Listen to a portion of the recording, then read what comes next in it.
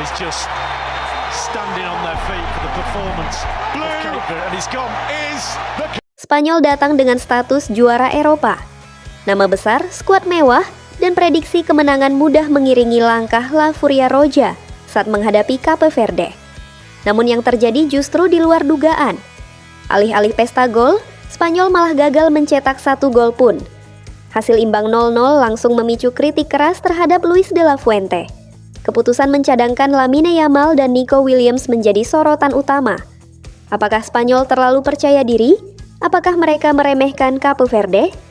Dalam video kali ini, kita akan mengupas tuntas kesalahan-kesalahan Spanyol, lambatnya respons taktik de la Fuente, hingga bagaimana Cape Verde berhasil memanfaatkan setiap celah untuk menciptakan salah satu kejutan paling mengejutkan dalam sepak bola internasional. Menurut kalian, ini lebih karena hebatnya Cape Verde atau buruknya keputusan de la Fuente?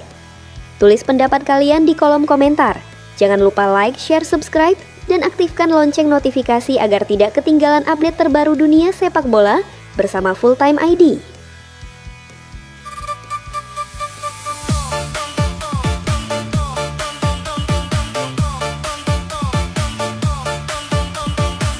Jujur saja, kalau ada satu hasil pertandingan yang cukup bikin banyak orang garuk-garuk kepala belakangan ini, mungkin salah satunya adalah hasil imbang antara Spanyol dan Cape Verde. Bukan karena Spanyol kalah, justru itu masalahnya, karena kadang-kadang hasil imbang bisa terasa lebih menyakitkan daripada kekalahan. Kalau kalah, setidaknya ada alasan yang jelas. Mungkin lawan lebih bagus, mungkin memang sedang hari sial, mungkin ada kartu merah atau faktor lain yang bisa dijadikan pembelaan. Tapi, ketika sebuah tim yang berstatus juara Eropa, dihuni pemain-pemain kelas dunia, memiliki kedalaman skuad luar biasa, lalu gagal mencetak 1 gol pun ke gawang tim yang hampir seluruh dunia prediksi bakal jadi korban pesta gol, maka pertanyaan yang muncul bukan lagi apa yang terjadi, melainkan siapa yang harus bertanggung jawab. Dan cepat atau lambat, sorotan itu pasti mengarah kepada Luis de la Fuente. Karena dalam sepak bola modern, ketika strategi berhasil, pelatih dipuji setinggi langit. Tapi ketika strategi gagal total, ya pelatih juga yang pertama kali duduk di kursi terdakwa. Sebelum laga dimulai, suasana sebenarnya sudah sangat berat sebelah. Spanyol datang sebagai juara Eropa. Mereka bukan sekadar tim kuat, mereka adalah simbol kebangkitan sepak bola Spanyol setelah sempat dianggap kehilangan generasi emas.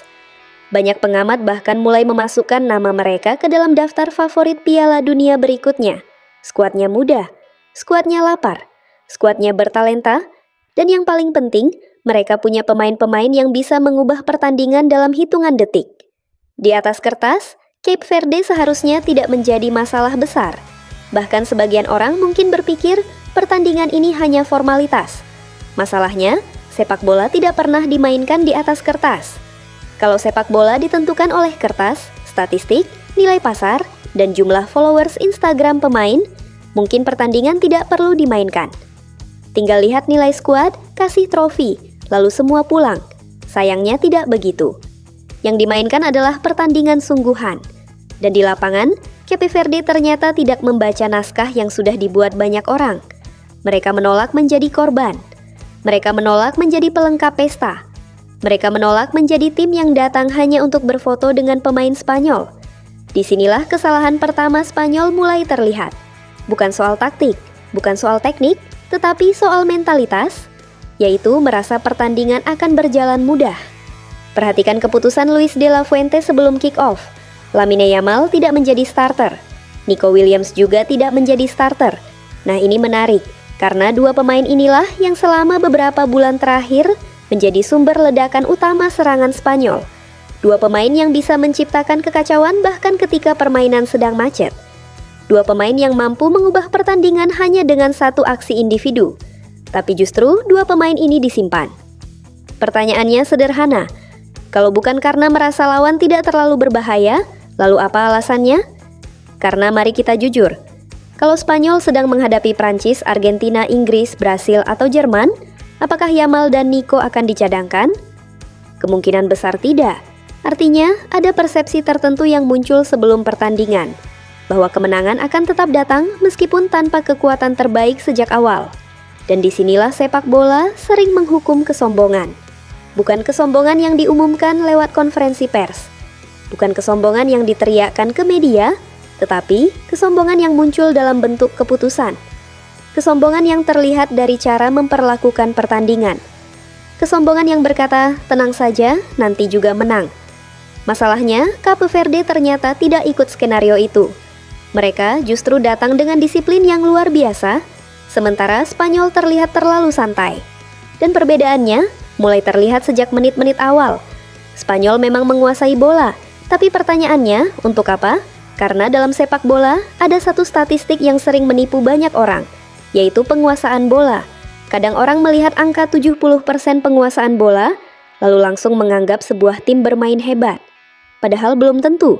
Kalau bola cuma muter-muter di tengah lapangan, muter ke kiri, muter ke kanan, balik lagi ke belakang, lalu kembali ke tengah, itu namanya bukan dominasi.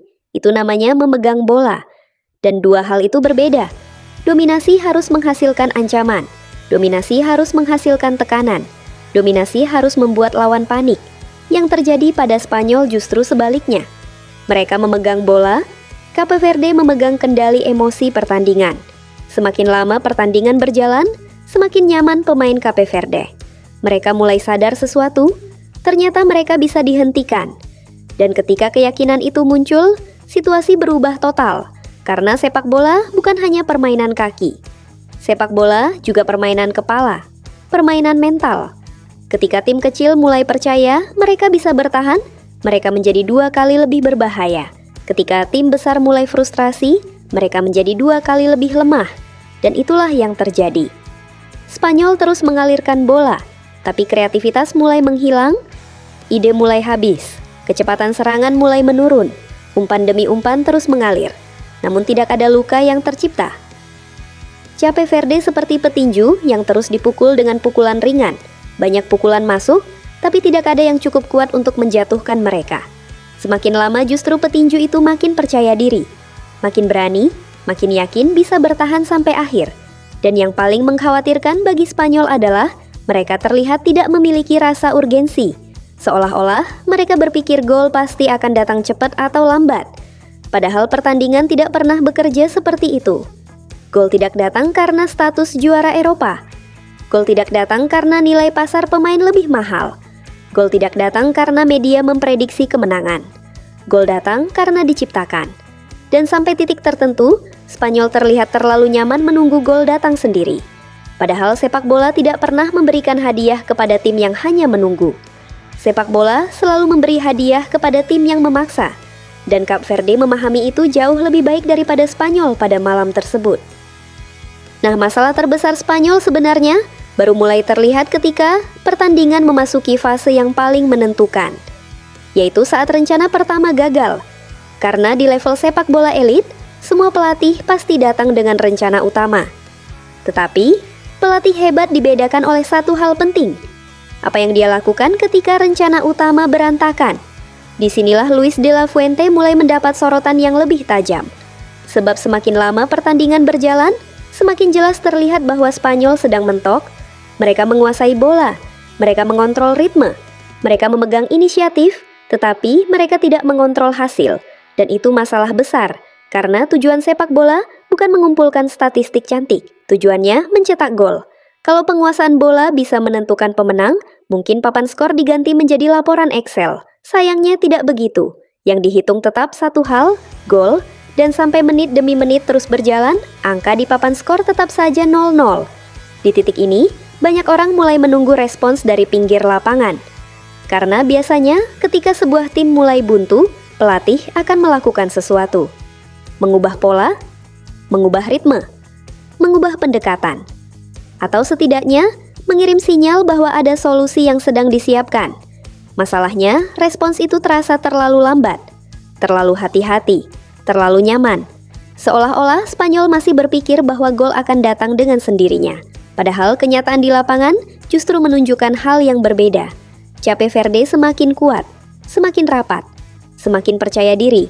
Dan yang lebih berbahaya lagi, mereka mulai menikmati pertandingan. Ini yang sering tidak dipahami banyak tim besar. Ketika tim kecil sudah mulai menikmati pertandingan, itu tanda bahaya. Karena rasa takut mereka hilang. Dan ketika rasa takut hilang, mereka bisa melakukan hal-hal yang sebelumnya dianggap mustahil. Setiap tackle mulai terasa lebih berani. Setiap duel mulai terasa lebih keras. Setiap blok pertahanan mulai terasa lebih heroik. Setiap penyelamatan terasa seperti mencetak gol. Sementara di sisi lain tekanan justru berpindah ke kubu Spanyol. Yang awalnya santai mulai gelisah. Yang awalnya percaya diri mulai frustrasi. Yang awalnya merasa superior mulai mempertanyakan dirinya sendiri. Dan dalam situasi seperti itu, waktu adalah musuh terbesar. Semakin lama skor tetap imbang, semakin besar keuntungan bagi Cape Verde.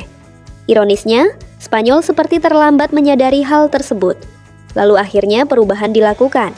Lamine Yamal masuk, Nico Williams masuk, dan seketika banyak orang bertanya, kalau memang mereka dibutuhkan, kenapa tidak dimainkan sejak awal? Kalau memang mereka adalah solusi, kenapa solusi itu baru dikeluarkan ketika kebakaran sudah membesar? Ini ibarat seseorang membawa payung di tas, tetapi baru membukanya setelah seluruh badan basah kuyup. Memang tetap berguna, tetapi kerusakannya sudah terlanjur terjadi. Ketika Yamal masuk, kita langsung bisa melihat perbedaannya. Ada keberanian, ada improvisasi, ada ancaman, ada sesuatu yang sebelumnya hilang dari permainan Spanyol. Begitu juga Nico Williams. Kehadirannya memaksa pertahanan Cape Verde bekerja lebih keras. Masalahnya, mereka masuk ketika lawan sudah berada dalam kondisi mental terbaiknya. Cape Verde sudah tidak lagi bermain untuk bertahan hidup, mereka bermain untuk menciptakan sejarah, dan itu dua hal yang sangat berbeda. Tim yang bertahan hidup masih bisa gugup. Tim yang mengejar sejarah biasanya jauh lebih berbahaya, karena mereka sudah tidak punya apa-apa untuk ditakutkan. Inilah yang gagal dihitung oleh Spanyol. Mereka memberi lawan terlalu banyak waktu untuk tumbuh, terlalu banyak waktu untuk percaya, terlalu banyak waktu untuk bermimpi. Dan dalam sepak bola, mimpi yang diberi waktu sering berubah menjadi kenyataan. Yang membuat hasil ini semakin menyakitkan adalah karena sebenarnya tanda-tanda bahaya sudah terlihat sejak awal. Cape Verde tidak pernah terlihat panik. Mereka tidak pernah terlihat gugup. Mereka tidak pernah terlihat seperti tim yang sedang menghadapi juara Eropa. Justru, mereka terlihat seperti tim yang sudah tahu persis apa yang harus dilakukan. Mereka tahu kapan harus menekan. Mereka tahu kapan harus bertahan. Mereka tahu kapan harus memperlambat tempo. Mereka tahu kapan harus menguras kesabaran lawan. Sementara Spanyol justru terlihat seperti tim yang menunggu pertandingan berjalan sesuai prediksi. Padahal sepak bola tidak peduli dengan prediksi. Sepak bola hanya menghargai eksekusi. Dan pada malam itu, eksekusi Cape Verde jauh lebih baik daripada Spanyol. Inilah alasan mengapa banyak kritik yang diarahkan kepada De La Fuente sebenarnya cukup masuk akal. Karena masalahnya bukan sekadar hasil imbang. Masalahnya adalah bagaimana hasil imbang itu terjadi. Kalau Spanyol dihajar habis-habisan, mungkin ceritanya berbeda. Kalau Cape Verde mendominasi total, mungkin analisisnya juga berbeda. Tetapi yang terjadi justru Spanyol memegang hampir semua kendali teknis pertandingan, lalu gagal mengubahnya menjadi kemenangan. Dan itu biasanya menunjuk kepada satu hal, kesalahan pengelolaan pertandingan, kesalahan membaca momentum, kesalahan mengambil keputusan pada waktu yang tepat. Karena sepak bola modern bukan hanya soal taktik di papan tulis. Sepak bola modern adalah soal membaca momentum sebelum momentum itu hilang. Dan malam itu, De La Fuente terlihat kalah cepat dari pertandingan itu sendiri. Yang paling menarik dari hasil ini adalah munculnya sebuah pelajaran yang sebenarnya sangat tua, tetapi terus berulang dalam sejarah sepak bola, bahwa rasa hormat kepada lawan bukanlah formalitas, bukan basa-basi, bukan kalimat klise sebelum kick-off. Rasa hormat adalah bagian dari strategi. Ketika sebuah tim kehilangan rasa hormat kepada lawan, mereka mulai mengambil keputusan yang salah. Mereka mulai menganggap pertandingan lebih mudah dari kenyataannya. Mereka mulai percaya kemenangan adalah hak, bukan sesuatu yang harus diperjuangkan. Dan disitulah bencana sering dimulai. Cape Verde mungkin tidak memiliki nama besar. Mereka mungkin tidak memiliki pemain dengan harga ratusan juta euro. Mereka mungkin tidak memiliki reputasi sebesar Spanyol, tetapi mereka memiliki sesuatu yang malam itu jauh lebih penting.